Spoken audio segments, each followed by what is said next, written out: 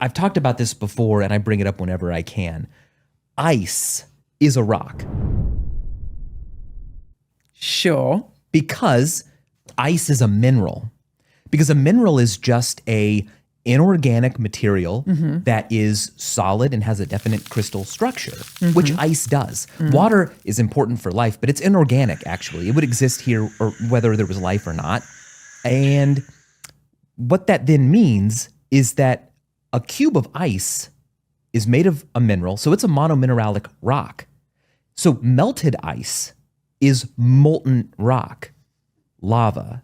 So water is lava. A glass of water is actually just a glass of lava. I'm here for this.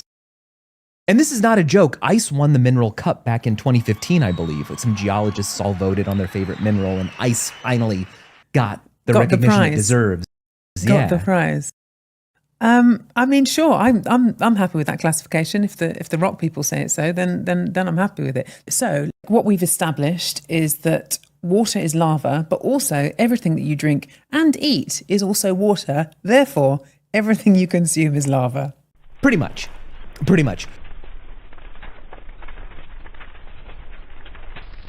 So much more delicious.